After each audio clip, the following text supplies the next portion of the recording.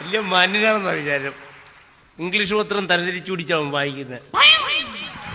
ഇപ്പൊ മനസ്സിലായി വിദ്യാഭ്യാസം ഇല്ലാത്തതിന് പത്രം എന്തിനുള്ളതെന്ന്. ഇശം കൊള്ളാം ഒന്ന് പോടാൻ. പിന്നെ വേണ്ട കേട്ടോ സാറേ.